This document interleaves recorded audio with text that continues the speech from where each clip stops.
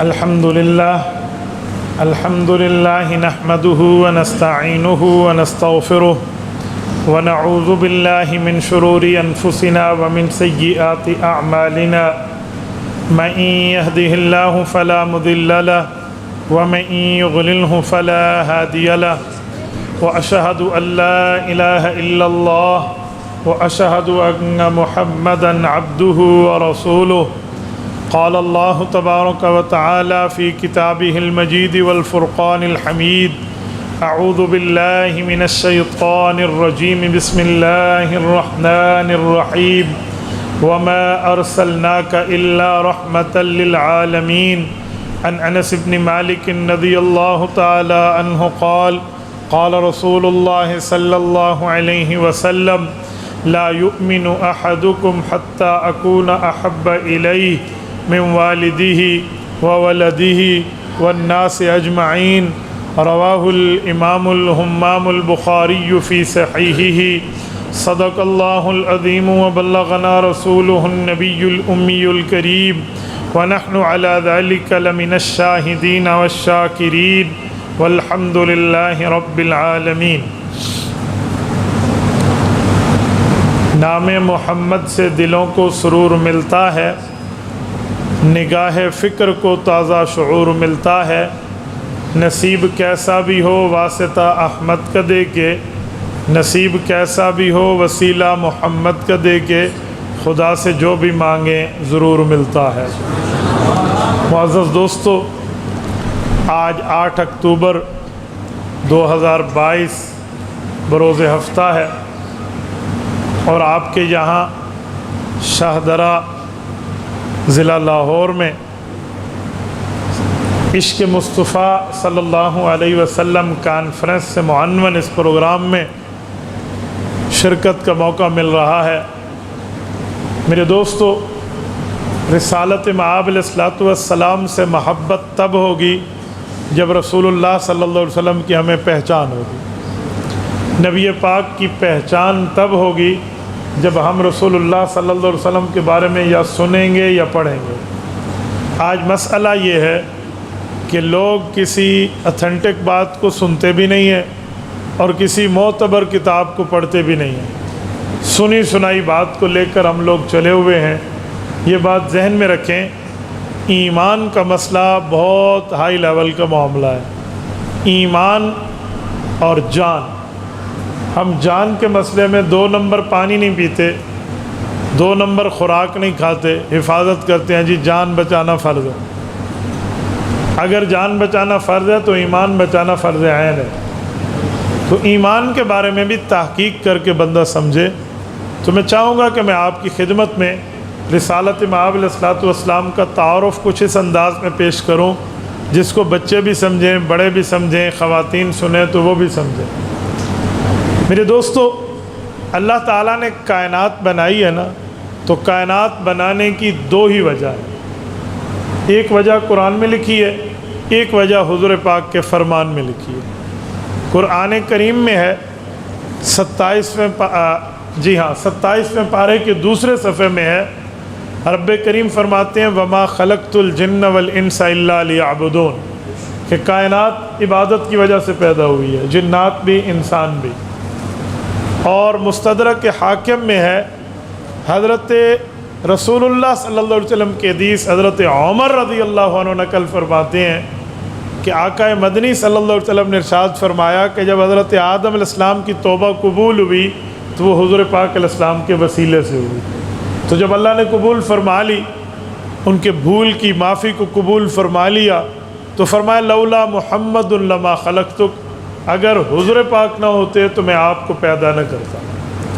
تو اب 2 باتیں ہو گئی ہیں کہ وجہ عبادت خدا ہے یا وجہ آمد مصطفیٰ ہے، کس وجہ سے کائنات پیدا ہوئی ہے۔ تو میرے دوستو، یہ دونوں بنیادی وجہ ہیں، ایک وجہ ہے ایک سبب ہے۔ سبب اور وجہ میں تھوڑا سا فرق ہوتا ہے، وہ میں آپ کی خدمت میں رکھنے لگا ہوں۔ سبب کہتے ہیں کسی چیز کے بنانے کی بنیادی وجہ، اور وجہ کہتے ہیں کسی چیز کے سنوارنے کی بنیادی وجہ۔ گویا کائنات بنی ہے اس کی وجہ عبادت خدا ہے، اور اس کائنات کو سنوارا گیا ہے اس کی وجہ آمد مصطفیٰ ہے۔ تو یہ کائنات حضور پاک علیہ السلام کی وجہ سے بھی بنی، عبادت خدا کی وجہ سے بھی بنی، تو دونوں باتیں ٹھیک ہیں۔ تو جب حضور علیہ السلام کی وجہ سے رب کریم نے پوری کائنات کو بنایا ہے تو حضور پاک صلی اللہ علیہ وسلم کا مقام و مرتبہ تو اتنا بلند ہے نا۔ اب اس مقام کو سمجھنے کے لیے میں ایک جملہ آپ کی خدمت میں عرض کرتا ہوں، صحیح مسلم میں موجود ہے۔ حضور اقدس صلی اللہ علیہ وسلم نے فرمایا رب نے مجھے مصطفیٰ بنایا ہے۔ مصطفیٰ استفاء سے ہے، استفا یستفی، یہ صاد کے ساتھ، سین کے ساتھ نہیں، استفاء دے دینا وہ اور ہے، استفا صاد کے ساتھ۔ اس کا معنی ہوتا ہے سلیکشن کرنا، چن لینا۔ تو حضور پاک علیہ السلام کو رب نے چنا ہے، اس وجہ سے مصطفیٰ ہے، یعنی چنے ہوئے۔ کیسے چنا ہے، کس جگہ سے چنا ہے، کس معاملے میں چنا گیا؟ تو اولاد آدم کی دو حیثیتیں ہیں، یا انبیاء ہیں یا امتیں ہیں۔ حضور اقدس صلی اللہ علیہ وسلم فرماتے ہیں اللہ نے انبیاء کرام میں سے مجھے خاتم الانبیاء کے لیے چنا، اور تمام امتوں میں میرے صحابہ کو میری خدمت کے لیے چنا۔ ان اللہ اختارنی واختار لی صحابی، اللہ نے انبیاء کرام کی جماعت میں مجھے چن کے دیا اور صحابہ کرام کو تمام امتوں میں سے چن کے دیا۔ تو حضور پاک علیہ السلام کا بنیادی تعارف یہ ہے کہ ہمارے نبی پاک پوری کائنات میں انبیاء کے اندر چنے ہوئے۔ یہاں میں ایک جملہ کہتا ہوں، جب رسالت مآب علیہ السلام پوری کائنات میں چنیدہ ہے تو رب کریم نے صحابہ کرام کو بھی چن کے دیا۔ تیسرے نمبر پہ بات آ جاتی ہے عام امت کی، جس میں آپ اور ہم شامل ہیں۔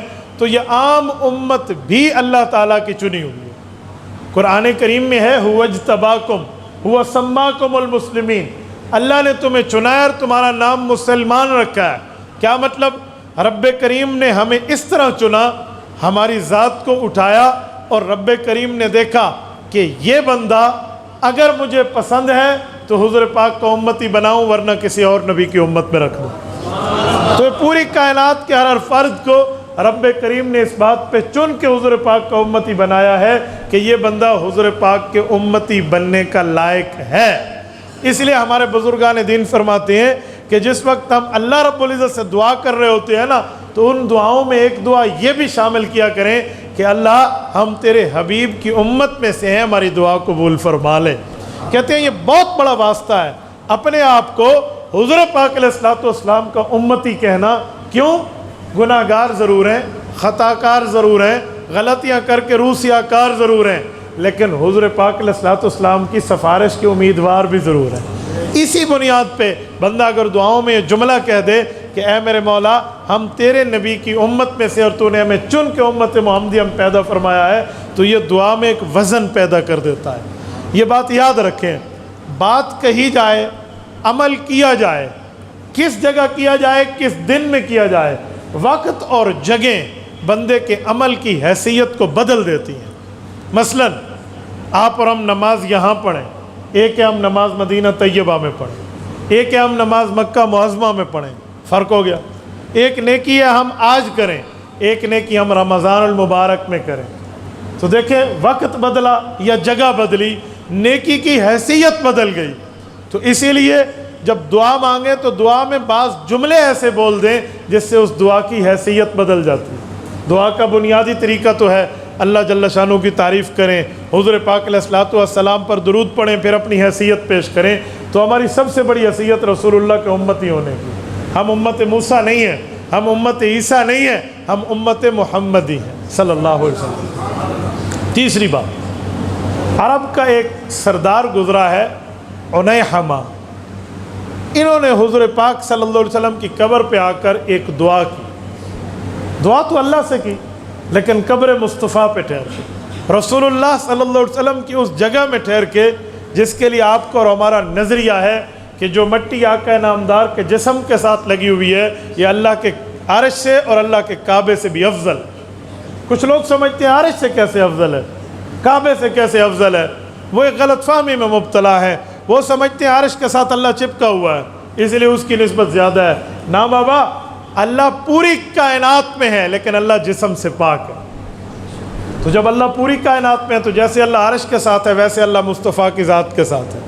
تو تو اب آپ بتائیں جب ذات میں مسئلہ آئے تو عرش کا افضلیت زیادہ ہوگی یا رسول اللہ کی ذات کی افضلیت زیادہ ہوگی؟ ظاہری بات ہے حضور کی ذات کی افضلیت زیادہ ہے، تو اس لیے جو مٹی حضور پاک کے ساتھ چپلی ہوئی ہے یہ مٹی ان تمام جگہوں سے افضل ہے۔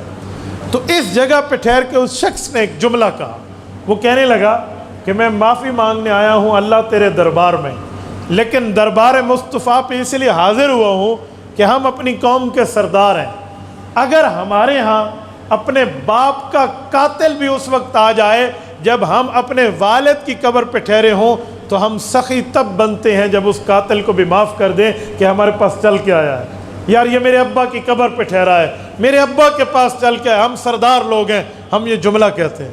تو کہنے لگے میرے مولا تو اس کائنات کا سب سے بڑا شہنشاہ ہے، تجھ سے بڑا کوئی نہیں ہے، اگر مخلوق میں دیکھیں تو حضور پاک سے بڑا کوئی نہیں ہے، تو جس جگہ میں ٹھہرا ہوں یہ کائنات کے مخلوقین کی سرداروں کے سردار کی جگہ ہے۔ تو اب تین باتیں ہیں، ایک تیرا حبیب ہے حضور پاک علیہ السلام، سننے والی بات ہے، ایک تیرا حبیب ہے اور ایک تیرا فقیر ہے اور ایک تیرا دشمن ہے۔ حبیب محمد مصطفیٰ ہے، فقیر آپ کا یہ غلام اور بندہ ہے، اور تیرا دشمن شیطان ہے۔ اللہ میں معافی مانگنا چاہتا ہوں یہ تین باتیں پیش کر کے کہ اگر آپ نے مجھے معاف نہ کیا تو آپ کا حبیب ناراض پریشان ہوگا کہ میرا ایک امتی جہنم چلا گیا، اور میرا اللہ تیری رحمت میں کوئی کمی بھی نہیں آئے گی مجھے معاف کرنے سے، لیکن تیرا دشمن خوش ہوگا کہ دیکھو میں نے ایک بندہ جنت سے بچا کے جہنم پہنچا دیا، یہ حضور کا امتی ہے، اور اگر آپ نے مجھے معاف کر دیا آج میں توبہ کر رہا ہوں۔ تو پھر بھی تین باتیں ہیں، آپ کی رحمت میں کوئی کمی بھی نہیں آنی، آپ کے حبیب نے خوش ہو جانا ہے، آپ کے اس فقیر نے کامیاب ہو جانا ہے، آپ کا دشمن رونا شروع کر دے گا، ناراض ہو جائے گا۔ تو اللہ تیری رحمت سے مجھے یہ امید نہیں ہے کہ تو حضور کو ناراض کر، دشمن کو خوش کر، اللہ مجھے معافی دے دے تاکہ حبیب خوش ہو اور شیطان رونا شروع کر دے۔ کیا جملہ بولا ہے یار اس آدمی، اس سے سمجھ آتا ہے کہ بعض اوقات الفاظ میں وہ تاثیر ہوتی ہے، وہ معاملہ ہوتا ہے جو انسان کے اعمال کی کایا پلٹ کے رکھ دیتے ہیں۔ تو حضور پاک صلی اللہ علیہ وسلم کے ہم امتی ہیں، دعا میں سب سے بڑا جملہ یہ حاوی ہو جائے گا کہ اللہ ہم تیرے حبیب کے امتی ہیں، آپ نے ہمیں اپنے حبیب کی امت سے پیدا کیا ہے، تو رب کریم کی رحمت متوجہ ہوگی۔ اب حضور پاک کو تو رب نے چن کے اس کائنات میں بھیجا، رسالت مآب علیہ السلام کے بنیادی تعارف میں ایک امتی کو اپنے بنیادی نبی کی معلومات ہونی چاہیے، مثلا رسالت مآب علیہ السلام کے ان رشتہ داروں کے بارے میں جانیں جن کا ڈائریکٹ تعلق رسول اللہ کی ذات سے ہے، ان رشتوں کے بارے میں جانیں جن کا تعلق حضور کی ذات سے ہے یا جن سے حضور پاک علیہ السلام کا تعلق ہے، مثلا رسول اللہ کے آباء و اجداد، رسول اللہ کی قوم، حضور پاک کا قبیلہ، رسول اللہ کی زبان، رسول اللہ صلی اللہ علیہ وسلم کے ازواج مطہرات، حضور پاک کی اولادیں، وہ بیٹیاں یا بیٹے، صاحبزادیاں یا صاحبزادے ہوں، رسالت مآب علیہ السلام کے باقی رشتہ دار یا رسول اللہ صلی اللہ علیہ وسلم کے بارے میں بنیادی معلومات، یہ ہمارے پاس بڑی ضروری ہے۔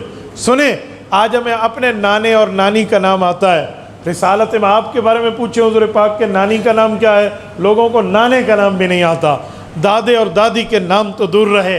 میرے دوستوں، میں بنیادی تعارف میں رسالت مآب علیہ السلام کے رشتہ داروں کو پیش کرنے لگا ہوں۔ حضور پاک علیہ السلام حضرت ہاشم کے پڑپوتے ہیں، حضرت عبد المطلب کے پوتے ہیں، حضرت عبداللہ کے بیٹے ہیں، حضرت آمنہ کے بیٹے ہیں۔ میں ان چار رشتہ داروں کا بنیادی طور پہ ذکر کرتا ہوں۔ حضرت ہاشم کون ہے؟ یہ رسالت مآب علیہ السلام کے اس خاندان کے اہم فرد کا نام ہے جس کی وجہ سے قوم ہاشمی ہے۔ علامہ اقبال نے فرمایا نا، خاص ہے ترکیب میں قوم رسول ہاشمی، یہ ہاشمی حضرت ہاشم سے ہے۔ حضرت ہاشم کا نام ہاشم نہیں تھا، ہاشم کا نام عامر ہے، عامر بن عبد مناف۔ ہاشم کیوں کہتے ہیں؟ ہاشم حشم سے نکلا ہے، حشم کہتے ہیں فی سبیل اللہ کسی مہمان کی مہمان نوازی کرنا۔ حضرت ہاشم ان کا لقب اس لیے پڑا کہ ان کی تجارت بہت زیادہ تھی، لیکن جب پتہ چلا کہ میری قوم مکہ مکرمہ کے لوگ قحط میں ہیں تو انہوں نے اپنی تمام تجارت کو لوگوں کے کھانے پلانے پہ لگا دیا۔ جیسے ابھی سیلاب آیا، دل کھول کے لوگوں نے تعاون کیا، یہ حضرت ہاشم کا معاملہ تھا۔ اس وجہ سے ان کو ہاشم کہتے تھے کہ اپنی قوم کی مہمان نوازی کر رہے ہیں۔ اور یہ رسول اللہ کے وہ پردادا ہیں جن کی قبر فلسطین میں ہے، جن کی قبر فلسطین میں ہے، سعودیہ میں نہیں ہے۔ آپ کہیں گے کیسے؟ انہوں نے اپنی قوم مکہ مکرمہ کے لوگوں کو کہا تھا کہ لوگوں، تجارت میں اپنی قوم کو اپنے پاؤں پہ معاشی لیول پہ کھڑا کیا جا سکتا ہے، لہٰذا دو قسم کے موسم ہمارے قریبی ممالک میں ہیں۔ مکہ مکرمہ یہ 4 سیزن نہیں ہے، یہ 1 سیزن سٹی ہے۔ باقی قریبی علاقے جو ہیں کبھی سردی ہے، کبھی گرمی ہے، کبھی خزاں ہے، کبھی بہار ہے۔ 4 سیزن ہونا بھی بہت بڑی ایک اہمیت کے حامل چیز ہے۔ تو انہوں نے کہا اب 2 باتیں ہیں، سردی میں ایک علاقے کی طرف تجارت کریں گے، گرمی میں دوسرے علاقے کی طرف، جسے قرآن کہتے ہیں رحلۃ الشتاء والصیف، کہ تم کبھی گرمیوں کا سفر کرتے ہو کبھی سردیوں کا۔ تو حضرت ہاشم نے داغ بیل ڈالی تھی۔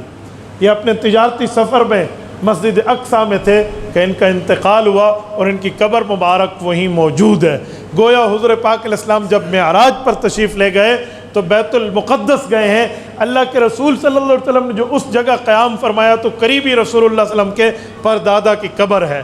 میں نے جتنی تحقیق کر کے پہنچا ہوں، ہو سکتا ہے اس میں غلطی ہو، میں یہ سمجھتا ہوں رسالت مآب علیہ السلام کے جو اسفار ہیں آؤٹ آف کنٹری، یعنی حجاز سے باہر، اپنے ملک سے باہر، میں نے وہ 3 چیزیں آج تک پڑھی ہیں۔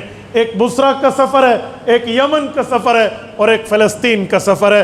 حضور پاک علیہ السلام نے جو 2 سفر بصرہ اور یمن کے کیے ہیں، یہ اعلان نبوت سے پہلے اپنے شفیق و رحیم چچا حضرت ابو طالب کے ساتھ کیے ہیں، حضرت علی کے ابا جان حضرت علی رضی اللہ عنہ کے والد مکرم کے ساتھ کیے ہیں۔ لیکن جو فلسطین کا سفر ہے، یہ سفر رسالت مآب علیہ السلام نے حضرت جبرائیل کے ساتھ کیا ہے جب معراج کے سفر پہ جا رہے تھے۔ حضور پاک علیہ السلام کے جو دادا جان ہیں، ان کا نام شیبۃ الحمد ہے، عبد المطلب ان کا نام نہیں ہے۔ ہمارے ہاں مشہور عبد المطلب ہے، میں اس کی وجہ دیتا ہوں۔ عبد المطلب ان کی کنیت ہے، تو کنیت اور ہے، نام اور ہے، نام شیبۃ الحمد ہے۔ میں دونوں کی وجہ دینے لگا ہوں۔ شیبۃ الحمد نام کیوں ہے، کنیت میں عبد المطلب کیوں ہے؟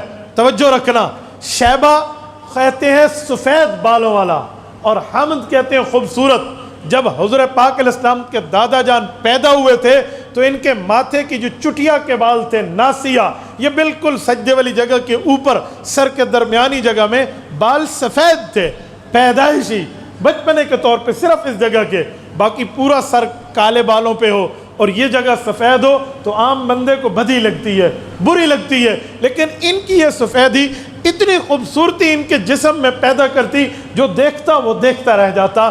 اس لیے کہتے ہیں شیبہ سفید بالوں والا، لیکن الحمد جس کو خوبصورت لگے، تعریف والا لگے۔ یہ حضور پاک کے دادا جان ہیں۔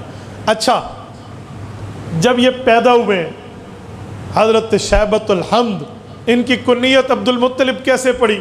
یہ مدینہ طیبہ میں پیدا ہوئے تھے، بنو نجار میں ان کی والدہ تھی حضرت سلمہ، یہ ان کی اماں جان ہے حضرت عبد المطلب کی، رسول اللہ کی پردادی۔ تو حضور پاک علیہ السلام کے جب دادا پیدا ہوئے تو وہ بڑھتے چلے گئے، کیونکہ والد تو فوت ہو گئے تھے۔ اتنی اچھی صحت انہوں نے حاصل کر لی، بچپنا لڑکپن میں آنے لگا تو ماشاءاللہ طاقتور تھے۔ یہ ان زمانے کی کشتی، جیسے آج کے دور میں ہم کبڈی کی شکل بھی کہہ سکتے ہیں اگر حیا والی ہو تو، یہ کھیلا کرتے۔ باقی جنگی تربیت میں تلوار چلانا جانتے، اور خود کو کہتے ہیں انا ابن ہاشم، میں ہاشم جیسے سردار کا بیٹا ہوں، انا سید البطحاء، میں عرب کے سردار مکہ مکرمہ میں رہنے والے ہاشم کی اولاد ہوں۔ بہت بڑا نام تھا حضرت ہاشم کا۔ تیر اندازی کرتے اور کہتے بتاؤ کہاں تیر کا نشانہ لگے، جس جگہ کہتے ادھر جا کے لگتا۔ حسان ابن ثابت رضی اللہ عنہ جو صحابی ہیں، حضور پاک علیہ السلام کے اشعار پڑھتے ہیں، ان کے والد ثابت ہیں۔ یہ ثابت کسی وجہ سے مکہ مکرمہ آئے تو انہوں نے اس بچے کو دیکھا ہوا تھا، یعنی حضرت رسول اللہ کے دادا جان کو۔ تو حضور پاک علیہ السلام کے پردادا تو فوت ہو گئے، ان کے بھائی عبد المطلب کے چچا جن کا نام مطلب تھا، یہ مکہ میں تھے۔ تو یہ مدینہ کا بندہ جب مکہ آیا اور آ کر کہا اللہ کے بندے، تمہارا بھائی وہاں شادی کی اس نے مدینہ طیبہ میں، وہ بیت المقدس گیا تو فوت ہو گیا، اس کی قبر وہیں بنی، تم اپنے بھتیجے کو تو دیکھو، تمہارا بھتیجا خود کو انا ابن ہاشم کہتا ہے، انا ابن سید البطحاء کہہ کر ایسی تیر اندازی کرتا ہے، دنیا دیکھنے میں حیران ہو جاتی ہے۔ تو چچا کے دل میں بھتیجا کی عظمت آئی. اس نے اپنی فیملی سے مشورہ کیا, ہمارے بھائی تو فوت ہو گئے, اب اس کا بیٹا قدرے بڑا ہو گیا تو ہم لینا آئے انہیں. انہوں نے کہا جاؤ ان کی اماں سے مشورہ کرو, وہ ساتھ آئے تو لے آؤ, ورنہ بچہ بھیجے تو اس کا دھدیال یہ ہے, یہی گھر ہے, اسے لے آؤ. دیکھو رب کریم ترتیب کیسے بنا رہے ہیں رسالت مآب کی آمد کی. تو یہی مطلب جو ہاشم کے بھائی تھے اور حضور پاک کے دادا کے چچا تھے, یہ گئے مدینہ طیبہ. تو اتفاق سے اس دن وہی تیر اندازی کی ایک محفل لگی ہوئی تھی. انہوں نے اپنے بھتیجے کو دیکھ کر اتنی زیادی حیرانگی کا اظہار کیا کہ یار اس عمر میں اتنی پرفیکٹ تیر کا نشانہ بازی ہمارے ہاں تو کوئی نہیں کرتا. اب مزید شوق بڑھا کہ اس کو میں ساتھ لے کر جاؤں. ان کی والدہ اپنی بھابھی کے پاس گئے تو انہوں نے کہا جی بالکل آپ لے جائیں, آپ کی اولاد ہے, ہمیں تو اس پہ کوئی حرج نہیں ہے. تو یہ اپنے ساتھ اونٹ کے بٹھا کر اتنی جلدی لائے کہ کپڑوں کا ساتھ انتظام نہ کیا کہ اس کے اور سوٹ دے دو. سنیں, بس اسی سوٹ میں آتے گئے. 1 ہفتے کا اونٹ پہ سفر تھا, کپڑے میلے ہو گئے. جب مکہ مکرمہ آنے لگے تو لوگوں نے پوچھا کون ہے. اب مطلب کہتا ہے اگر میں کہتا ہوں میرا بھتیجا ہے اور یتیم بھتیجا ہے, سارے کہیں گے چاچے کے کپڑے ویکھو تو بھتیجے دے ویکھو. میرے اوپر اعتراض آئے گا کہ اس کے تو بہت میلے کپڑے ہیں, تو کیا کہوں. انہوں نے کہا عبد المطلب, یہ میرا غلام ہے, عبد المطلب میرا غلام. تو لوگوں نے کہا جی ٹھیک ہے جانے دو. جب مکہ مکرمہ لائے, انہیں غسل کرایا, نہلایا دھلایا اور اچھے کپڑے بنا کے شہزادے کی شکل بنائی, تب جا کر کہا لوگوں میں نے اس وقت کسی وجہ سے کہا تھا میرا غلام ہے, کوئی غلام نہیں ہے, آزاد ہے, میرا بھتیجا, اس کا نام شیبۃ الحمد ہے, لیکن دنیا میں نام عبد المطلب مشہور ہو گیا کہ مطلب کا غلام. یہ حضور پاک کے دادا کے عبد المطلب ہونے کی اور ان کے نام ہونے کی اصل وجہ ہے. ان کی شادی ہوئی ہے فاطمہ بنت عمر بن عائض. یہ فاطمہ نام حضور پاک علیہ الصلوۃ والسلام کی دادی کا ہے. یہ عبد المطلب کی بیوی ہیں فاطمہ بنت عمر بن عائض. یہ بھی بڑا اتفاق ہے, حضور پاک علیہ الصلوۃ والسلام کی ساس کا نام فاطمہ ہے, حضرت خدیجہ کی اماں. حضور پاک کی دادی کا نام فاطمہ ہے, فاطمہ بنت عمر بن عائض. رسول اللہ صلی اللہ علیہ وسلم کی چچی حضرت علی المرتضیٰ کی اماں ابو طالب کی بیوی, ان کا نام بھی فاطمہ ہے, فاطمہ بنت اسد. اور حضور پاک علیہ السلام کی چوتھی اور چہیتی بیٹی کا نام بھی سیدہ فاطمہ ہے. فاطمہ فتم سے ہے, فتم کہتے ہیں جہنم کی آگ کو بجھا دینا, تو فاطمہ جس کی وجہ سے جہنم کی آگ بجھ جائے, یعنی ایک اچھا تفاعل کا معنی ہے.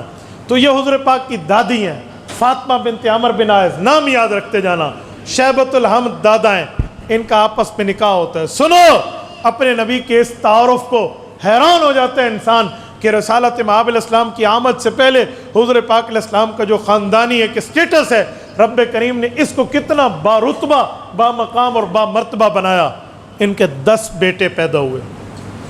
10ویں حضرت عبداللہ ہے, حضور پاک کے ابا جان. 9 ان کے بڑے بھائی ہیں. ان کی 6 شادیاں ہیں, 2 بیویاں فوت ہو گئیں, پھر بعد میں رکھا, پھر فوت ہوئی, یعنی اس طرح 2 کر کے عبد المطلب کی شادیاں ہیں. تو مختلف بیویوں سے مختلف اولاد. 10 بیٹے 6 بیٹیاں. یہ 6 بیٹیاں وہ ہیں جو رسول اللہ کی پھوپھی ہیں. رسالت مآب علیہ الصلوۃ والسلام کی پھوپھی جان ہے. آپ علیہ الصلوۃ والسلام کی پھوپھیوں میں بھی حضرت ام حکیم بیضاء اور حضرت صفیہ, یہ 2 پھوپھیاں صحابیاں بھی ہیں اور مسلمان بھی ہیں. رسالت مآب علیہ الصلوۃ والسلام کے یہ والد کی بہنیں, گویا 16 اولادیں ہوئیں. ان نے جب شادی کی نا, اس رات دعا مانگی خانہ کعبہ کے پاس آ کر حضور کے دادا جان نے. سنو دعا کیا ہے, میرے مولا اگر تو مجھے 10 بچے دے نا, میں سب سے بڑی قربانی تیرے نام پہ کروں گا. لاہور کے غیوروں, سب سے بڑی قربانی پتہ ہے کیا ہوتی تھی؟ اپنے بیٹے کی گردن پہ چھری رکھ کے اللہ کے لیے ذبح کر دو. یہ اس زمانے کی قربانی ہوتی تھی. اسلام نے تو اسے ایکسیپٹ نہیں کیا. یہ بدلہ کیسے, یہی میں سنانے لگا ہوں. کہ سب سے بڑی قربانی دوں گا یہی کہ ایک بیٹا ذبح کروں گا. رب نے 10 بیٹے دیے, جو مانگا وہی دیے. 6 بیٹیاں ملیں, اور جب 10 بیٹے پورے ہو گئے, بیٹے بڑے ہوئے, اپنے پاؤں پہ کھڑے ہوئے, جوان ہوئے, 10 سال 11-12 سال. حضرت عبداللہ آخری بیٹے ہیں, ان کی عمر اتنی تھی. ایک دن یوں بیٹھے تھے خانہ کعبہ میں اور اپنے 10 بیٹوں کو دیکھا, وہ چل رہے ہیں پھر رہے ہیں. اچانک اپنی منت یاد آئی, کیوں ہو آج تو میرا بیٹا اتنا چل پھر کے ہو گیا, اللہ سے وعدہ کیا تھا, لہٰذا وعدے کو پورا کروں. اب تو ایک کو ذبح کرنا ہے, کیا کروں؟ انہیں قرآن اندازی کی. ایک اس میں تفصیل ہے, میں شارٹ کر رہا ہوں. قرآن اندازی کی تو قرآن حضرت عبداللہ کے نام پہ نکلا، حضور پاک کے والد کے نام پہ. تو انہوں نے ہاتھ پکڑا، آؤ بیٹا چلیں، اور حضرت عبداللہ بھی سر جھکا کے ابا کے ساتھ چل پڑے.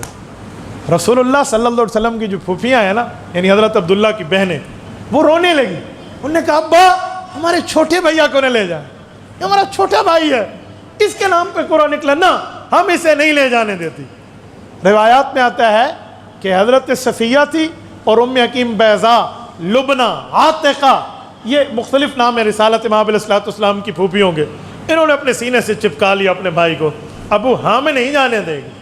بیٹیاں بیٹیاں ہوتی ہیں، باپ کی تو وہ کہتے ہیں نا ماں کے دل کا پیارا بیٹا ہوتا ہے اور باپ کے دل کی پیاری بیٹی ہوتی ہے اور بہن کے دل کا پیارا بھائی ہوتا ہے، تو یہ رشتے ہیں.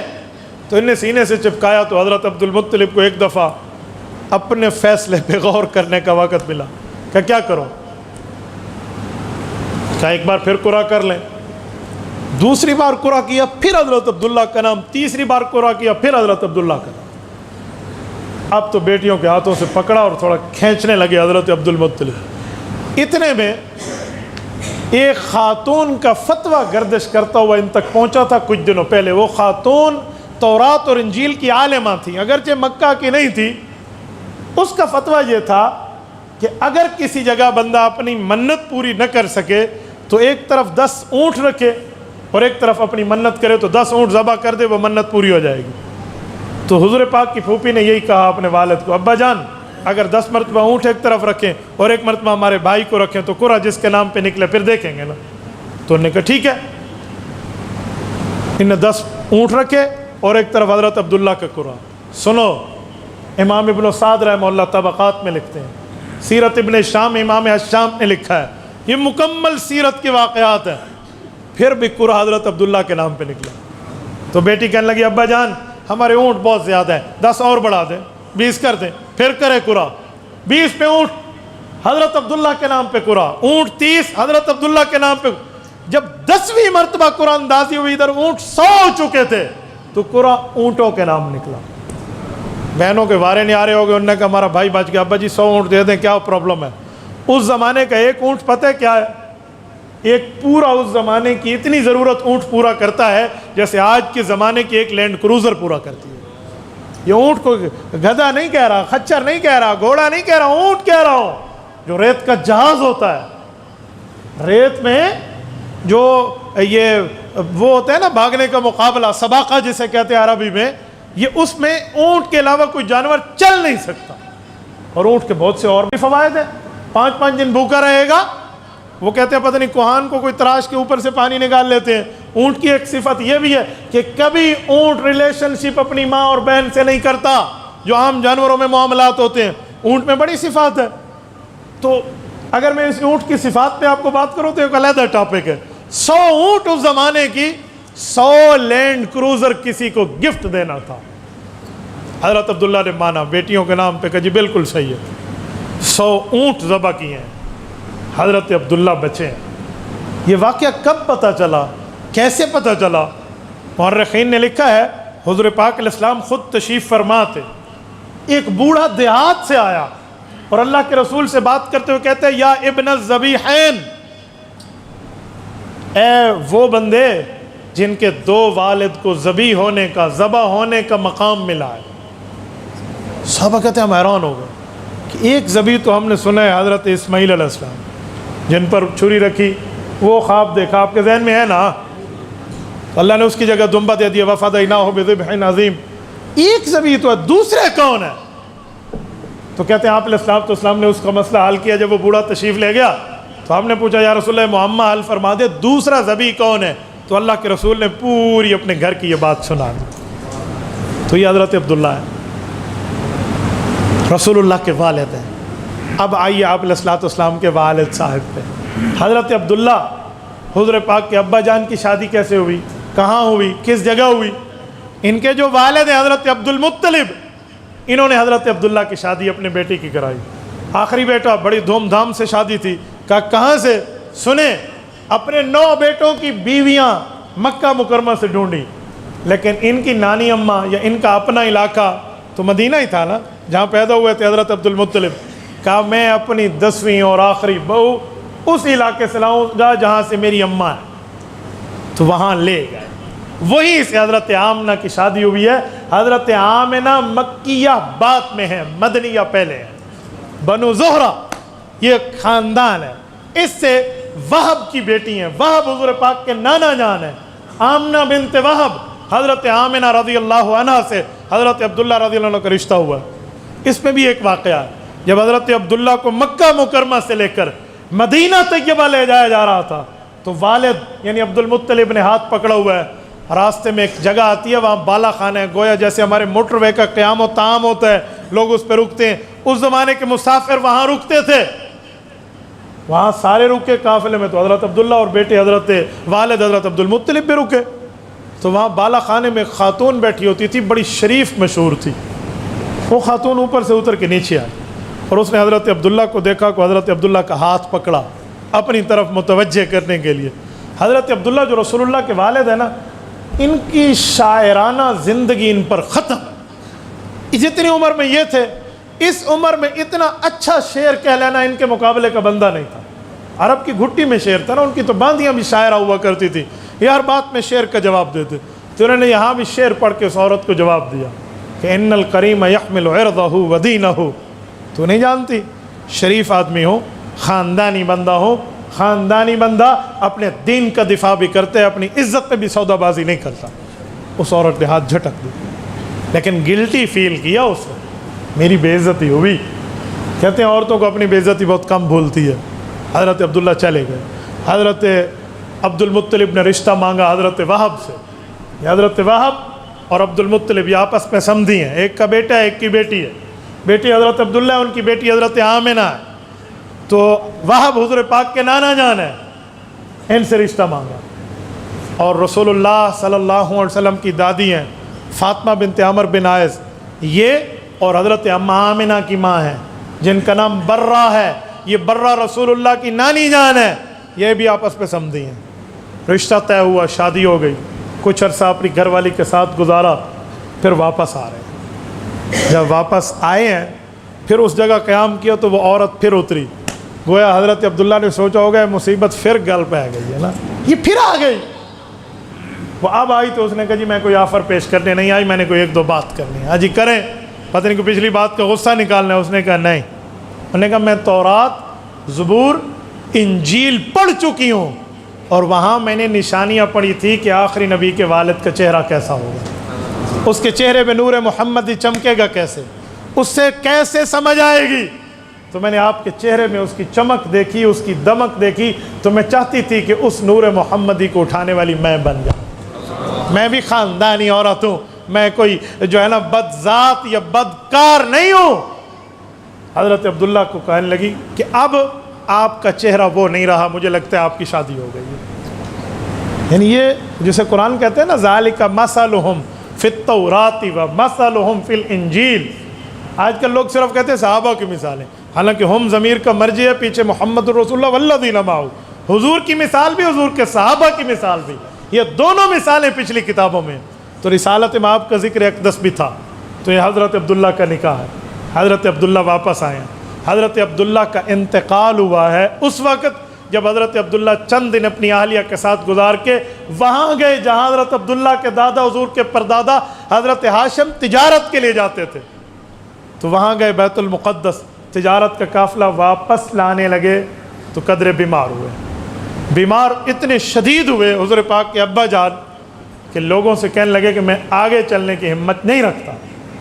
مدینہ طیبہ پہنچے تو کہا یہاں تو میرا سسرال ہے، تو مجھے یہاں ہی چھوڑ دیں، تو مدینہ طیبہ چھوڑ دیا گیا۔ قافلہ مکہ واپس آیا، حضرت عبد المطلب نے پوچھا میرا بیٹا کہاں ہے؟ انہوں نے کہا آپ کے بیٹے بیمار ہوئے اور ہم نے ان کو مدینہ طیبہ ان کے سسرال میں چھوڑ دیا، ان کی طبیعت جیسے بہتر ہوگی وہ آ جائیں گے۔ لیکن عبد المطلب کو صبر نہ ہوا، حضور پاک کے دادا جان نے فوراً اپنے بیٹے کو کہا، ایک روایت میں زبیر کو کہا، زبیر بھی حضور پاک کے چچا ہے، لیکن ان کا انتقال اعلان نبوت سے پہلے ہے جب رسول اللہ کی عمر 24 سال ہے۔ تو ان کو کہا کہ جاؤ اور اپنے بھائی کا پتہ کر کے آؤ، جو ترتیب بنے، 2 3 4 7 ملازم اور دوست دیے، یہ وہاں گئے۔ جب زبیر وہاں پہنچے اپنے بھائی کا پتہ کر رہے ہیں تو تو ان کو یہ حادثہ کی خبر ملی کہ وہ فوت ہو گئے تھے اور وہ دنیا سے رخصت ہو گئے۔ یہ حضرت عبداللہ حضور پاک کے والد عین اس وقت فوت ہوئے ہیں، کہتے ہیں جب 7 ماہ رسول اللہ اپنی والدہ کے شکم مبارک میں ہیں، اس وقت اللہ کے رسول کے والد کا انتقال ہے۔ آپ طبقات الکبریٰ اٹھائیں، میرے میں ہمت نہیں ہے کہ میں ان اشعار کا ترجمہ کر پاؤں جو حضرت اماں آمنہ نے اپنے خامد کی وفات پر کہے ہیں۔ دن ہی کیا گزارے تھے میاں بیوی نے آپس میں، یار چند ہی دن گزرے تھے، جو حضرت اماں آمنہ حضور کی اماں جان نے اپنے شوہر کی جدائی میں جو باتیں کی ہیں نا، وہ ایک عرب کی پوری 3 4 5 آپ کو پیجز عام کاپی کے بھر جائیں جو اپنے شوہر کی تعریف میں اور اپنی جدائی پر کی، شاید کوئی پتھر دل ایسا نہ ہو جو پگھل جائے۔ بہرحال حضرت عبداللہ کا وہاں انتقال ہے۔ حضور پاک کی اماں جان 7 ماہ ان کے بیٹے کو اٹھائے ہوئے ہیں، ان کے چہرے کو بھی آخری بار دیکھ نہ سکیں، ان کے جنازے میں بھی شامل جو اس زمانے کا تھا نہ ہو سکیں، وفات کے وقت حاضر بھی نہیں ہیں، اور وہ وہاں مسافری کے عالم میں دنیا سے رخصت ہوئے۔ تو بھائی زبیر نے کہا کہ مجھے ان کی قبر دکھائیں، تو ان کی قبر بنی تھی دار النابغہ میں۔ دار النابغہ یہ ڈبل اسٹوری تھی، اس کے ساتھ ایک چھوٹا سا قبرستان ہے، یہ اس جگہ ان کی قبر بنی۔ میں بتاتا ہوں کہ یہ اب مسجد نبوی میں کس جگہ موجود ہے۔ واپس آئے اور اپنے دادا جان حضور کے اپنے والد کو بتایا کہ ایسی ایسی بات ہے۔ تو بہرحال حضرت اماں آمنہ نے تو عدت میں بیٹھنا تھا۔ رسالت مآب علیہ الصلوۃ والسلام جب دنیا میں تشریف لائے، حضور اکرم صلی اللہ علیہ وسلم کی ولادت کا واقعہ آپ نے کئی بار سنا ہے، میں اسے دوہرا نہیں رہا، میں صرف وہ تعارف پیش کر رہا ہوں جو شاید عام ذہنوں میں لوگوں کے سامنے نہیں ہوتا۔ حضور پاک علیہ الصلوۃ والسلام کی پیدائش پر ایک تفصیلی واقعات ہیں، معجزات کا اظہار ہے، پوری ترتیبیں ہیں۔ پھر حضرت اماں حلیمہ کے پاس واپس جانا ہے۔ حضرت اماں حلیمہ کے یہاں 4 سال کا عرصہ اللہ کے رسول نے بنو سعد میں گزارا ہے۔ یہ 180 کلومیٹر مکہ مکرمہ سے بنتا ہے، 180 سے 200 کے لگ بھگ بنتا ہے۔ یہ طائف ہے اور طائف سے تقریباً 80 کلومیٹر 90 کلومیٹر آگے بستی ہے۔ یہاں پر اماں حلیمہ کے پاس اللہ کے رسول کی ایک زندگی گزری، وہ اپنے واقعات اور برکات سنی ہوئی ہیں۔ میں جو جملہ کہنے لگا ہوں، حضرت اماں آمنہ کے دل میں تھا کہ موقع ملے تو میں اپنے بچے کے ساتھ اپنے خاوند کی قبر پہ جاؤں۔ امام ابن سعد نے واقعہ لکھا ہے کہ جب حضور پاک صلی اللہ علیہ وسلم 4 سال کی عمر میں واپس آئے نا، 4 سال کا بچہ بول بھی سکتا ہے، گفتگو بھی کر سکتا ہے، سمجھا بھی سکتا ہے، سمجھ بھی سکتا ہے اگلے کی بات کو۔ تو حضرت اماں آمنہ اس انتظار میں تھی کہ بچہ بڑا ہو، اسی کے ساتھ سفر کرو۔ وہ نہیں چاہ رہی تھی کسی اور کے ساتھ۔ شرافت، دیانت اس خاتون کی۔ تو حضور پاک علیہ السلام کی عمر جب 6 سال ہوئی تو اماں آمنہ نے انہیں ساتھ لیا اور اپنے ساتھ حضرت عبداللہ کی باندھی جن کا نام برکت ہے، کنیت ام ایمن ہے، ان کو ساتھ لیا اور یہ مدینہ طیبہ روانہ ہو گئے۔ مدینہ طیبہ میں 2 ماہ اللہ کے رسول کا اپنی اماں کے ساتھ نانا جی کے گھر میں قیام ہے۔ اس وقت غالباً نانا جی کا انتقال ہے، لیکن ان کے ماموں رسول اللہ صلی اللہ علیہ وسلم کے زندہ سلامت ہیں، خالائیں ہیں، باقی گھر ہے۔ تو وہاں اللہ کے رسول نے 2 ماہ گزارے ہیں۔ حضرت ابن عباس کی روایت امام ابن سعد نے الطبقات الکبریٰ جلد اول میں لکھی ہے، باب ذکر آمنہ بنت وہب کے تحت لکھی ہے کہ حضرت رسول اللہ فرماتے ہیں میں نے وہاں تیراکی کی ہے اپنے ماموں کے تالاب میں۔ یہ جو سنت ہے نا بھائی، تیراکی سوئمنگ سنت ہے، میں نے بڑا زور لگایا کہ میں اس کا حوالہ پڑھوں، اس کو پروف نکالوں کہ اللہ کے رسول نے تیراکی کہاں کی ہے۔ مکہ مکرمہ میں تو کوئی سوئمنگ پول کا ذکر نہیں ہے، کسی دریا کا ذکر نہیں ہے، سمندر ہے تو مکہ مکرمہ سے 100 کلومیٹر دور جدہ کے او ساحل پر ہے۔ تو حضور پاک علیہ السلام نے تیراکی کہاں کی؟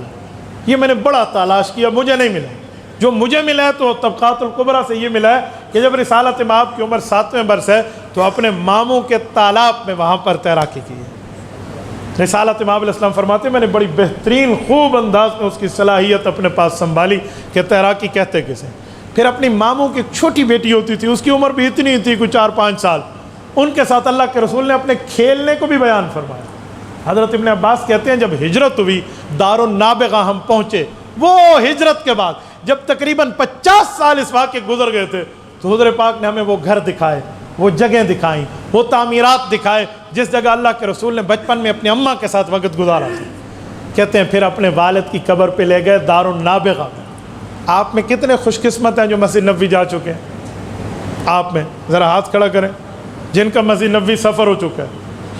آپ سمجھیں گے، نہیں تو اپنے دوستوں کو آپ سمجھا دینا۔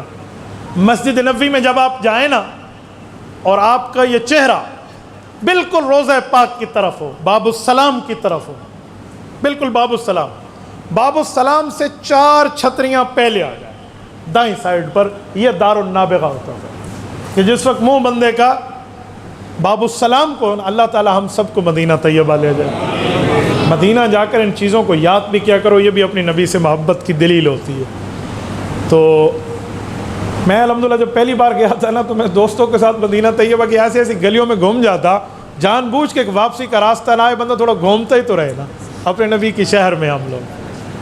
تو میں نے الحمدللہ گلی گلی اور چپا چھپا اس پہ چھانا ہے، الحمدللہ علی ذالک۔ جب آپ منہ کریں نا باب السلام کو اس طرف سے گزر کے، یہ باب السلام حضرت ابوبکر صدیق کے گھر کا پڑوس ہے، یہ آپ کو پتہ ہو۔ اس طرف حضرت عمر کا گھر، اس طرف حضرت ابوبکر کا ہے، درمیان میں یہ باب السلام ہے۔ آپ وہاں جائیں تو نشانیاں لگی ہوئی ہیں آج بھی، خوخ ابی بکر بھی لکھے اور حضرت عمر کے پرنالے والا واقعہ بھی موجود ہے۔ یہاں سے گزرے نا آپ تو سامنے روضہ پاک ہے، تو آپ کی کمر کی طرف جو چوتھی چھتری بنتی ہے یہ دار النابغہ ہے۔ اس جگہ حضرت رسول اللہ کے ابا حضرت عبداللہ رضی اللہ عنہ کی قبر تھی، اور حضرت عبداللہ کو منتقل کب کیا گیا یہاں سے؟ یہ 21 جنوری 1978 کی جنگ اخبار لاہور اٹھا لیں آپ، جنگ اخبار بہت پرانا اخبار ہے، 21 جنوری 1978 1978 اس جنگ اخبار میں یہ پورا واقعہ چھپا تھا کہ مسجد نبوی کی توسیع ہو رہی ہے، اور اس توسیع میں حضرت عبداللہ رضی اللہ عنہ کی قبر مبارک دریافت ہوئی ہے۔ تو حضور پاک علیہ السلام کے روزے کے خادمین نے اور باقی حضرات نے اٹھا کر انہیں جنت البقیع منتقل کر دیا۔ یہ حضور پاک کے ابا جان۔ اچھا، ان کی زیارت کرنے والوں میں بڑے بڑے حضرات اور بڑی بڑی ترتیبیں اور بڑے نام بھی موجود ہیں۔ آپ کبھی حضرت مولانا اجمل قادری صاحب سے اس بارے میں تفصیل لے سکتے ہیں۔ غالباً یہ اس وقت اپنے والد محترم حضرت مولانا عبید اللہ انور رحمہ اللہ کے ساتھ وہیں مدینہ طیبہ میں تھے، آپ ان سے اس بارے میں تفصیل لے سکتے ہیں۔ میری ملاقات شیخ احمد صالح نور سے ہے رحمہ اللہ، جو حضور پاک علیہ الصلوۃ والسلام کے روضہ اقدس کے خادم رہے ہیں۔ وہ ان کی اس انگلی مبارک کو میں نے بوسہ بھی دیا ہے۔ انہوں نے حضرت عبداللہ کو اٹھاتے ہوئے تو یہاں گال پر ایسے انگلی لگائی تھی، وہ کہتے ہیں جسم ایسے 1400 سال کے بعد تر و تازہ تھا کہ جگہ اندر چلی گئی، دوبارہ صحیح ہو گئی۔ یہ حضور پاک کے ابا فرماتے تھے، ان کے بال تھے ماشاءاللہ بڑے بڑے اور کالے سیاہ بال تھے۔ اور آپ کو ایک جملہ دینے لگا ہوں، حضور پاک کے ابا جان کا انتقال کس عمر میں ہوا ہوگا؟ آپ ذرا اندازہ لگائیں، 18 سال 18 سال۔ حافظ ابن حجر اسقلانی اسی کو ترجیح دیتے ہیں۔ آج ہم بچوں کی شادیاں کس عمر میں کرتے ہیں؟ حضرت اماں آمنہ 17 سال کی تھی، حضرت اماں آمنہ کے انتقال کے وقت عمر 24 سال ہے، جب حضور پاک کی عمر 6 سال پورے اور 7واں شروع ہے، پتہ چلا 17 میں شادی ہوئی تھی، 17 میں بیوی ہے اور 18 میں خاوند ہے، کل کچھ عرصہ کچھ 1-2 ماہ اپنے ساتھ ایک دوسرے کے ساتھ گزارے ہیں۔ تو اس سے بھی ہمیں سبق ملتا ہے کہ ہم اپنی اولاد کی شادیوں میں ذرا تعجیل کریں، تاخیر نہ کریں۔ ہم صرف سیرت کے ان پہلوؤں کی طرف بات کرتے ہیں جس پہ عمل نہ کرنا پڑے۔ بھائی سیرت سے اپنے اعمال دیکھیں، سیرت النبی سے اپنے لیے قابل عمل چیز دیکھیں۔ تو حضور پاک علیہ السلام کے والد مکرم قبر مبارک وہیں ہے۔ میں بات کر رہا تھا، حضور پاک کے ماموں کی بیٹی تھی، ان کا نام تھا انیسہ۔ حضرت ابن عباس کہتے ہیں نطیر طائرا، حضور پاک نے واقعہ سنایا کہ ایک بلبل قسم کا پرندہ چڑیا تھی، وہ ادھر بیٹھتی تو میں اور انیسہ، حضور اپنے بچپن کا کہہ رہے ہیں، ہم جاتے اس کو ایسے اڑاتے تو وہ اڑ کے ادھر آ جاتی، ہم ادھر جاتے تو وہ اڑاتے تو ادھر آ جاتی۔ وہ اپنے بچپن کی دل لگی کا ایک واقعہ سناتے ہیں۔ امام ابن سعد نے الطبقات الکبریٰ کے جلد اول میں باب ذکر آمنہ بنت وہب کے تحت درج کیا ہے۔ تو یہ حضور پاک کا ابا جان، پھر رسول اللہ صلی اللہ علیہ وسلم کی اماں جان پہ آئیے، حضور پاک کی والدہ اس سفر سے واپسی پر جب گویا سینے میں ٹھنڈ پڑ گئی ہے کہ اپنے خاوند کی قبر پہ بھی ہو آئی ہوں اور اپنے بچے کو بھی زیارت کرا آئی ہوں، یہاں سے واپسی پر ہے مکہ مکرمہ، راستے میں ابوا ایک بستی آتی ہے، ان میں حضرت اماں آمنہ کا انتقال ہے۔ یہ ابوا بستی ہے، جیسے شوہر کا انتقال بھی مسافرت میں ہے ویسے بیوی کا انتقال بھی حالت سفر میں۔ ابوا بستی، اور اس قبر کی آپ زیارت کر سکتے ہیں بڑے ایزیلی۔ میں آپ کو پوری ترتیب بتا دیتا ہوں. آپ مکہ مکرمہ سے جب مدینہ طیبہ سفر کریں، یار وہ رات بھی ہوتی ہے جب بندے کو امید ہوتی ہے کہ صبح مدینہ جانا ہے. یہ فیلنگز ہیں، یہ احساس ہیں، اس کے لیے الفاظ نہیں. آپ مکہ مکرمہ رہیں اور کہیں صبح میں مدینہ جاؤں گا، اس پر لفظ نہیں ہوتے، یہاں لفظ کی انتہا ہو جاتی ہے. جب آپ مدینہ طیبہ کے لیے ٹریول فرمائیں اور جائیں نا، تو دو راستے ہیں مدینہ طیبہ. ایک ہے طریق الہجرہ قدیم، ایک ہے طریق الہجرہ جدید. لفظ قدیم ہے وہ اسے قدیم کہتے ہیں اپنی سعودی عربی میں. تو جو قدیم راستہ ہے نا، پرانا راستہ ہے ہجرت وے، وہ ہے جس پر دو نشانیاں میں آپ کو دے دوں. دو گاڑیاں اس طرف سے جا سکتی ہیں، دو ادھر سے آ سکتی ہیں، اور اس پر 120 سے زیادہ اسپیڈ الاؤ نہیں ہے.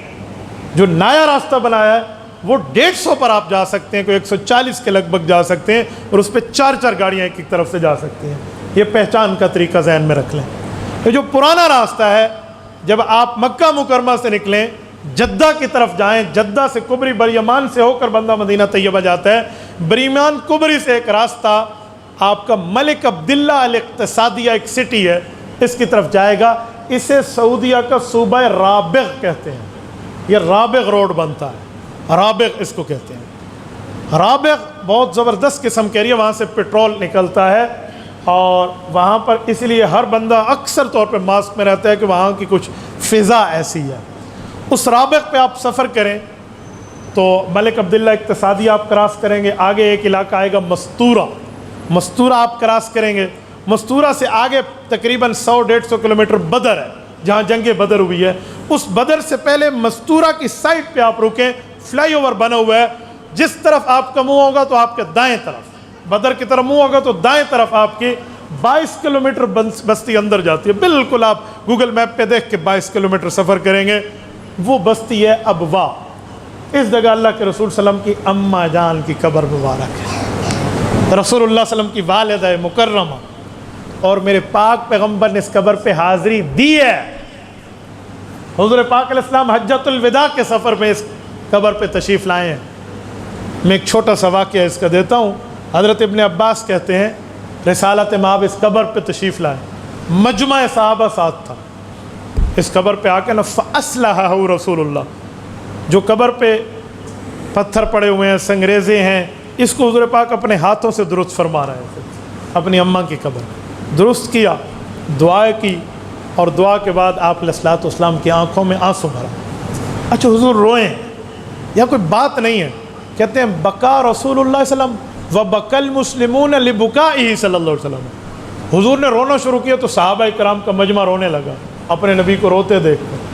اور اتنا مجمع رویا، کہتے اتنا مجمع آج سے پہلے کسی جگہ رویا نہیں تھا اکٹھا. جب رسالت مآب علیہ السلام پہ قدر کیفیت بحال ہوئی تو صحابہ کرام کو دیکھ کر کہا کہ آپ تو مجھے دیکھ کر رونے لگے ہو.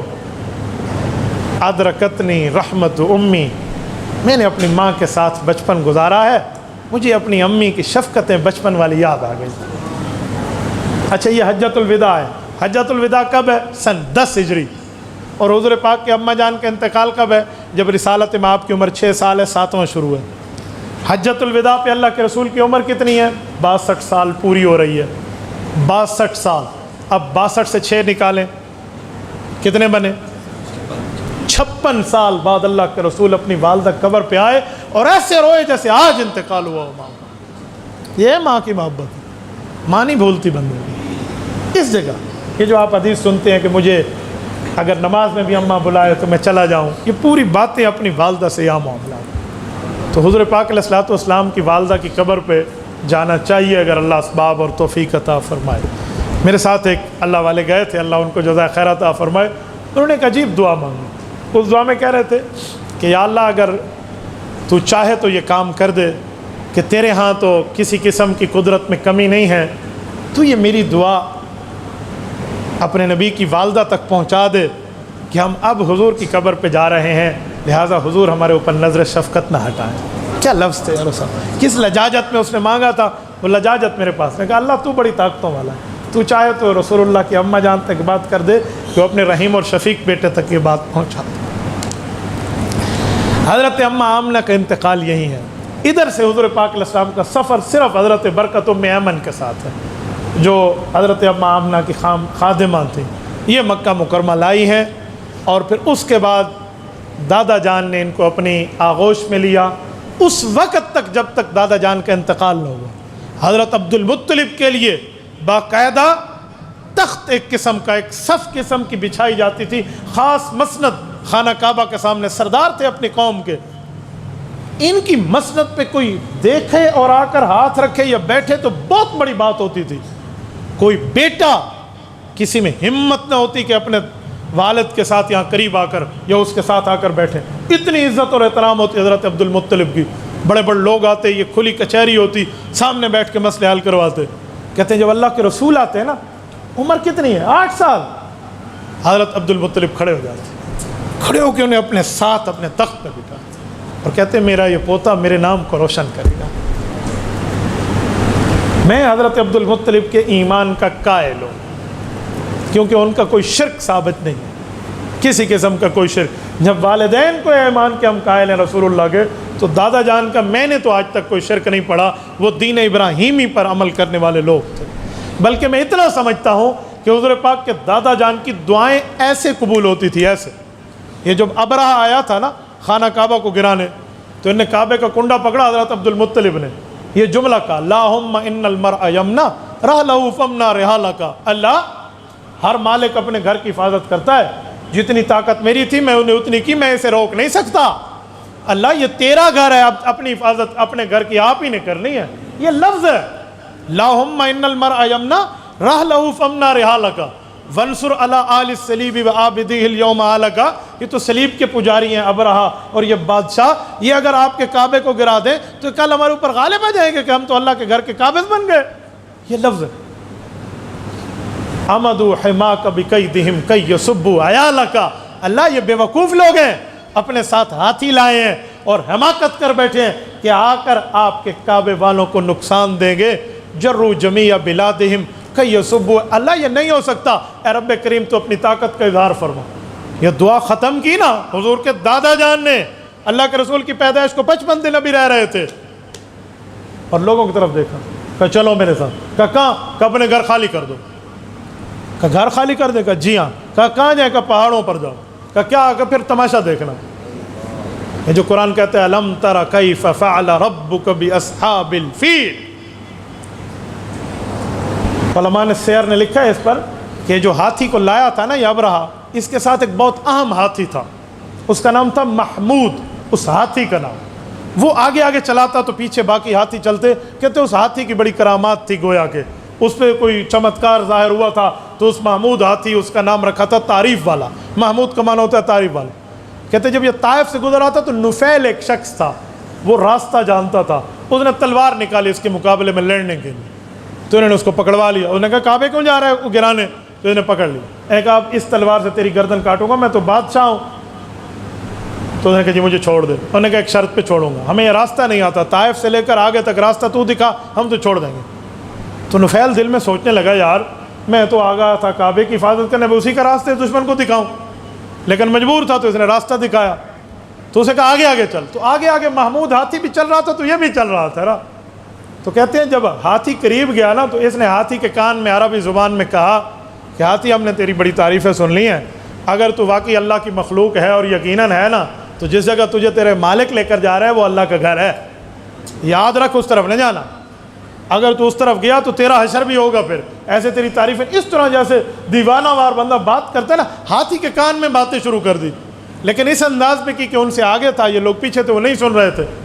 وہی ہوا ابرہہ جب محمود ہاتھی کو لے کر آیا، وہ خانہ کعبہ کی 4 دیواری سے پہلے ایسے لاغر ہو گیا، ایسے لاغر جیسے فالج ہو جاتا ہے، قریب ہی نہیں ہوتا۔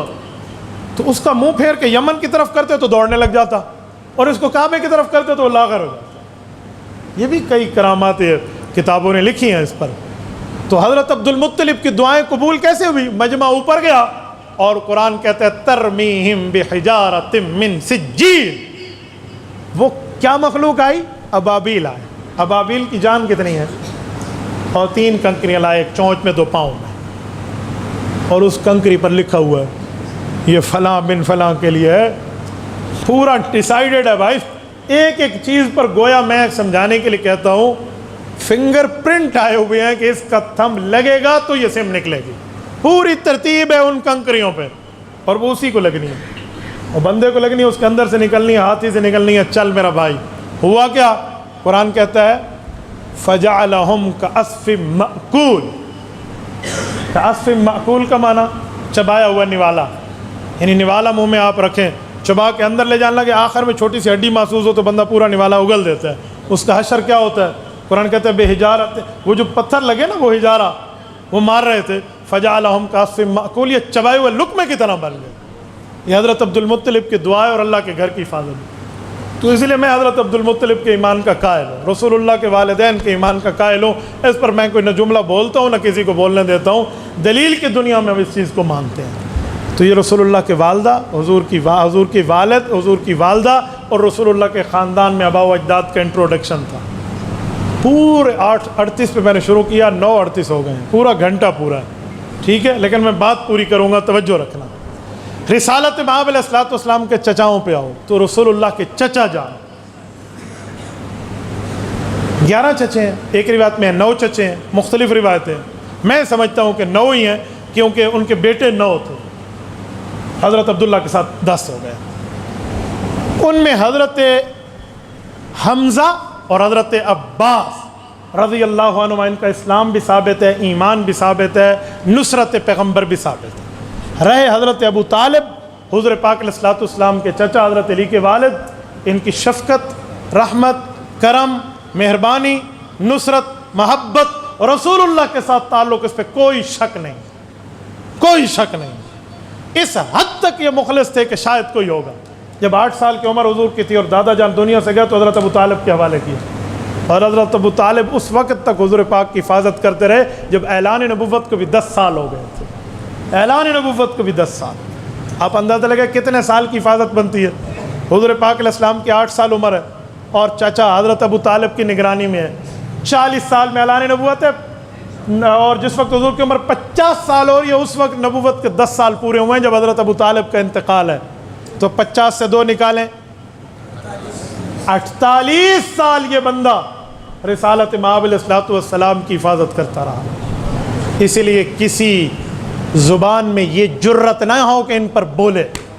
ایمان کا مسئلہ اللہ کے حوالے ہے، میں ایمان پر بات نہیں کر رہا، لیکن عزت، احترام، مقام، مرتبہ اور ان کا اکرام مسلمان کو کرنا چاہیے۔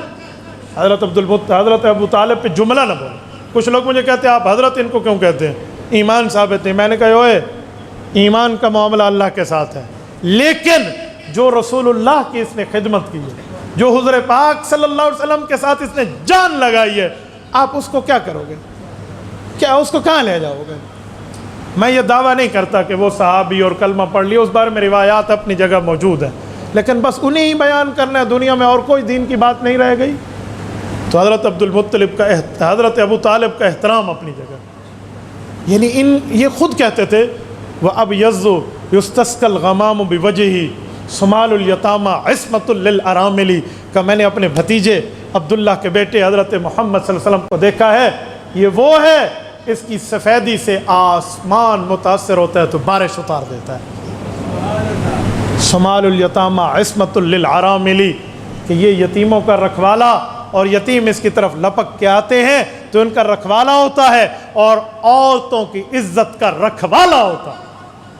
وہ خود کہتے تھے میں نے دیکھا ہے کہ بادل آیا ہے اور اس پر سایہ کر گیا ہے آسمان سے، لیکن ایمان کا معاملہ اپنی جگہ۔ حالانکہ حضور پاک نے آخر میں یہ بھی آفر فرمائی تھی کہ میرے چچا جان میرے کان میں کلمہ پڑھ لو، میں اکیلا گواہ کل قیامت میں آپ کے ایمان کے لیے کافی ہو جاؤں۔ بہرحال ان کا احترام اپنی جگہ ہوگا، کوئی جملہ ان کے لیے اس طرح آپ نہ بولیں۔ رسالت مآب علیہ السلام کے چچا حضرت حمزہ اور حضرت عباس، یہ دونوں صحابی بھی ہیں، مسلمان بھی ہیں، کردار بھی ہے ان کا۔ حضرت رسول اللہ صلی اللہ علیہ وسلم کو ایک مسئلے پر ظلم کیا، تھوڑی سی خون مبارک رسنے لگا رسالت مآب کے سر مبارک سے۔ کسی نے بتایا حضرت حمزہ کو کہ تیرے بھتیجے کے سر سے تو خون نکلا۔ حضرت حمزہ پہلوان تھے اور پہلوانی کر کے آ رہے تھے۔ تو کس نے مارا؟ کہا عمر بن ہشام، ابو جہل نے۔ کیسے مارا؟ کہا اس نے کوئی کمان، تیر کمان میں جو کمان ہوتی ہے اس کی ضرب ماری۔ تو یہ فوراً گئے ابو جہل کے پاس، اور وہ بڑی قوم میں بیٹھا تھا۔ ان قریشیوں کے سامنے ابو جہل کو آنا بڑے دل گردے کی بات ہوتی تھی۔ یہ گئے، انہوں نے کہا اے یہ تو سردار ہے، چھوٹوں پر یعنی عمر میں، رسالت مآب کا رتبہ تو سب سے بڑا ہے، عمر کے لحاظ یوں ہاتھ اٹھائے گا اور یوں چڑھ کے سینے پہ بات کی، اور اس کے ہاتھ سے وہی کمان کھینچی اور کھینچ کے اسی طرح اس کے سر پہ ماری۔ کوئی ایک دو تو نہ ماری نا، بدلے میں تو بدلہ نکالنا تھا، اس کے سر سے بھی خون شروع ہو، لیکن وہ ڈر کے مارے کچھ کہہ نہ سکا۔ اس نے کہا اب اس کو ہاتھ پکڑتا ہوں، پہلے ان کے ایک بندے کو زخمی، اب یہ پورا خاندان اٹھ جائے گا، فیملی فائٹنگ شروع ہو جائے گی، چلو جان چھڑاؤ، چپ کر جاؤ۔ ابو جہل چپ ہوا اور یہ گئے کہ میں اپنے بھتیجے کو پتہ کر کے آتا ہوں ہوا کیا۔ یہ پھر آئے حضور کے پاس، اور اللہ کے رسول صلی اللہ علیہ وسلم کو آ کے دیکھا تو کہا میرے بھتیجے جیسے آپ کی شکل پریشان ہے نا، ایسے خوش ہو جاؤ۔ حضور نے فرمایا چاچا کیا ہوا؟ عمر میں ہم عمر ہیں، عمر بہت بڑی نہیں ہے حضرت حمزہ کی۔ تو حضور پاک علیہ الصلوۃ والسلام نے کیا ہوا؟ کہا آپ کا دل ٹھنڈا کر کے آیا ہوں۔ کہا میرا دل کیسے ٹھنڈا کیا؟ کہا اسی بندے کو ویسے مار کے آیا ہوں، ایسے خون نکلوا کے آیا ہوں جیسے آپ کا نکلا، لیکن اس سے زیادہ نکال کے آیا ہوں۔ تو اب تو خوش ہو جاؤ۔ چاہتے تھے کہ میرا یہ یتیم بھتیجا ہنسے اور اس کے چہرے پہ خوشی آئے۔ آپ علیہ السلام نے اپنے چہرے کی کیفیت کو پہلے کی طرح رکھا، ان کے کہنے کے مطابق چہرے کو یوں بدلا نہیں جیسے بدلنا یہ چاہ رہے تھے۔ کیا بات ہے بھتیجے، آپ کے چہرے پہ ہنسی کیوں نہیں آئی، آپ خوش کیوں نہیں ہیں؟ تو حضور پاک علیہ السلام نے موقع دیکھا اور موقع پر بات ارشاد کر دی۔ کہا میرے چچا اگر اپنے بھتیجے سے پیار کرتا ہے نا اور میرے دل میں ٹھنڈ ڈالنا چاہتا ہے تو جس دین کو دعوت کو لے کر میں آیا ہوں اس کا کلمہ تو بھی پڑھ لو۔ یہ موقع ہے جب حضرت حمزہ کی آنکھوں میں آنسو ہیں، رسول اللہ کے لیے اتنا تگ و دو کر چکے ہیں، یہ بات ان پر آخری بار ثابت ہوا اور انہوں نے کہا مجھے بتاؤ مجھے کیا کہنا ہوگا۔ کہا کلمہ طیبہ کا اقرار، وحدہ لا شریک رب کو اور بتوں کا انکار۔ تو انہوں نے فوراً کہہ دیا اشہد اللہ الہ الا اللہ و اشہد ان محمد رسول اللہ۔ یہ حضرت حمزہ ہیں حضور کے چچا، اور ان کی شہادت وحشی بن حرب کے ہاتھوں ہیں۔ بعد میں وحشی بن حرب رضی اللہ عنہ بنے ہیں، اور اسی وحشی بن حرب کو جب یہ ایمان لائے تھے نا، بلکہ یہاں بھی میں ایک جملہ کہتا ہوں، جب حضرت حمزہ شہید ہوئے آپ علیہ السلام کو بہت دکھ ہوا، بہت دکھ ہوا، شاید اتنا دکھ کبھی ہوا۔ یوں فرمایا کہ ان کے بدلے میں 70 کافر قتل کروں گا، یہ جملہ فرمایا ایک کے بدلے میں۔ تو اوپر سے آیت اتر رہی کہ محبوب مصطفیٰ ایک کا بدلہ ایک ہے، لیکن اگر آپ معاف کر دیں گے تو یہ بہت بہتر ہوگا۔ یہ اشارہ حضرت وحشی کے ایمان کی طرف تھا، اور رسالت مآب علیہ السلام کے لیے معافی کوئی بڑی چیز ہو جائے؟ یہ تو معافی اس دربار سے لینے والی دنیا ہے، یہ تو وہ دربار تھا۔ آپ علیہ السلام نے معافی کی بات کرتے ہوئے خاموش ہوئے۔ جس وقت مکہ فتح ہوا اور سارے ایمان لائے تو حضرت وحشی کی ایمان کی بات آئی تو کہا یہ بھی ایمان لائے۔ انہوں نے کہا جی مجھے امید نہیں لگتی کہ میرا معافی کی کوئی ترتیب کا معاملہ بن پائے گا۔ یہ میں نے رائے کے ممبر پہ حضرت مولانا جمیل رحمہ اللہ رائے کے امام سے یہ تفسیر کا تاریخ کا واقعہ ان کی زبانی سنا، لفظ ان کے ہیں جو میں بیان کرنے لگا۔ مولانا جمیل صاحب کا اپنا ایک میٹھا انداز ہوتا تھا، جن لوگوں نے ان کی گفتگویں سنتی ہیں وہ جانتے ہیں کہ شاید شہد سے زیادہ میٹھی گفتگو ان کی ہم نے سنی ہے۔ مولانا جمیل رحمہ اللہ فرماتے تھے اللہ کے رسول تک یہ بات پہنچی تو حضور پاک علیہ الصلوۃ والسلام نے فرمایا واشی کو کہو اگر ایمان لاتا ہے تو لے جاؤ میرا امامہ اور اس کو یہ نشانی دے دو تجھے امن ہے تو کلمہ پڑھ لو۔ یہ الفاظ انداز ہوتے۔ یہ جب امامہ گیا اور آیت اتری لا تقنطوا من رحمت اللہ ان اللہ یغفر الذنوب جمیعا، اللہ کی رحمت سے مایوس ہو جاؤ، اللہ ہر گناہ معاف کرے گا، حضرت واشی چل کے آئے، کلمہ پڑھا، معافی قبول ہو گئی، صحابی بن گئے، مسلمان ہو گئے۔ سب کچھ ہونے کے بعد حضور پاک نے علیحدگی میں بلایا کہ میرے چچا کو مارنے میں آپ نے کیا کیا تھا؟ پوری بات سنی، اللہ کے رسول رونے لگے، فرمایا واشی تیری معافی قبول، تیری توبہ قبول، تو صحابی بن گیا، تیرے اوپر کسی قسم کا کوئی اعتراض نہیں ہوگا، لیکن ایک بات میرے ساتھ طے کر لے۔ کہ کیا؟ کہ جب مجلس لگے نا کوشش کیا کر میری پیچھے طرف بیٹھ کر باتیں سن لے، میرے سامنے نہ بیٹھا مجھے حمزہ یاد آ جاتا۔ اب بتائیں حضرت حمزہ کی قدر حضور کے دل میں کتنی ہوگی، کتنی ہوگی۔ میں اگست میں مدینہ طیبہ حاضر خدمت تھا، حضرت حمزہ رضی اللہ عنہ کی قبر پر رات 1:30 بجے حاضری ہوئی. اتفاق سے وقت ہی ایسا تھا. تو وہاں پر ٹھہرے ہوئے میں ایک جملہ سوچ رہا تھا کہ رسول اللہ کی ان سے محبت دیکھیں نا. 70 مرتبہ حضرت حمزہ کا جنازہ پڑھا گیا. حضرت حمزہ رضی اللہ عنہ سمیت باقی ایک کو رکھا جاتا ہے, جنازہ پڑھا جاتا ہے, ان کو اٹھا لیا جاتا ہے, ان کے جسد مبارک وہیں پڑا ہوتا ہے, پھر دوسرے کو, پھر تیسرے کو, یوں. حضرت حمزہ کے لیے اللہ کے رسول قبر میں اترے, انہیں قبر دی ہے. اور وہ قبر وہی نہیں ہے آج اس جگہ قبر منتقل ہو گئی ہے دوسری جگہ. وہ ہائی وے کے ساتھ تھی. پتہ ہے کیوں؟ حضرت معاویہ کا دور تھا. اس وقت نہر کھودی جا رہی تھی, نہر کے کھودنے کی ضرورت تھی. تو جہاں نہر کھود رہے تھے, اتفاق سے کسی مزدور کے ہاتھوں پھاوڑا لگ گیا حضرت حمزہ کی قبر کی طرف. تو قبر کھل گئی. قریب سے وہ گزارنا چاہ رہے تھے. جب حضرت معاویہ تک اس کی اطلاع گئی اور امیر مدینہ تک, انہوں نے کہا یہ تو عجیب کام ہو, ادھر سے گزارنے کی ضرورت پڑ گئی کوئی دور سے, لیکن غلطی ہو گئی. تو اس قبر کو پھر صحابہ کرام نے دوبارہ منتقل فرمایا. جس جگہ آج حضرت حمزہ کی قبر ہے, حضرت معاویہ کے دور پہ منتقل ہوئی. تو یہ وہ جگہ ہے. بہرحال یہ حضرت حمزہ رضی اللہ تعالی عنہ ہے. تو حضرت وحشی کہتے تھے میرے لیے کم بات تھی کہ حضور فرمائے میرے سامنے نہ بیٹھ. تو میں اس کوشش میں تھا کہ کوئی ایسا موقع آئے کہ اپنے اوپر یہ لگا ہوا ایک قسم کا اعتراض دھونے کی کوشش کروں. کہ پھر رب نے ابو بکر صدیق رضی اللہ عنہ کی خلافت میں موقع دے دیا.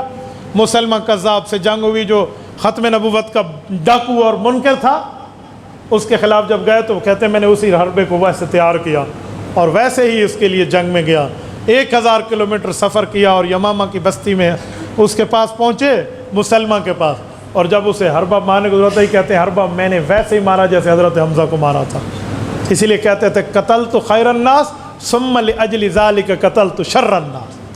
اگر مجھ سے خیر الناس دنیا میں گیا ہے, اچھا انسان, تو پھر میں نے شر الناس کو بھی دنیا میں قتل کیا ہے.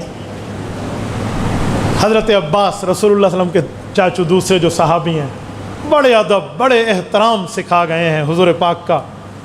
عمر میں رسول اللہ سے قدرے بڑے تھے. ایک مرتبہ حضور کے سامنے بیٹھے ہیں تو ایک دیہاتی نے کہا چچا اور بھتیجا, واہ تم میں بڑا کون ہے؟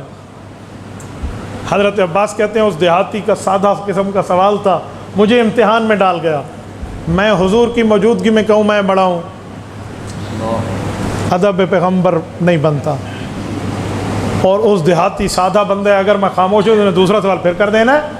دیہاتی ویسے ہی کھلی کھلی جملہ کہہ دیتے ہیں نا, تو کیا کروں؟ تو انہوں نے جو جملہ دیا ہے نا, لاہور کے غیرت مندوں, وہ جملہ قیامت تک ادب پیغمبر سکھا گیا. انہوں نے کہا بڑے تو حضور پاک علیہ السلام ہیں, ہاں پہلے پیدا میں ہوا تھا, ہے نا, بولے تو قبل بڑے تو اللہ کے رسول. حضرت عباس ہے حضور پاک علیہ السلام کے چچا. حضرت عباس کی بیوی ہے ام الفضل حضرت لبابہ رضی اللہ عنہ ان کا نام ہے. سیدہ لبابہ رسول اللہ کی چاچی ہیں. کون ہے یہ؟ انہا اول اسلمت انہا اول داخلت فی الاسلام بعد خدیجہ رضی اللہ عنہ. یہ ان کی بیوی اس دھرتی کی وہ صحابیہ ہے جو اس کائنات میں پہلی حضرت خدیجہ ہے اور دوسری حضرت ام الفضل ہے. یہ ان کی بیوی حضور پاک علیہ السلام کی چچی ہیں.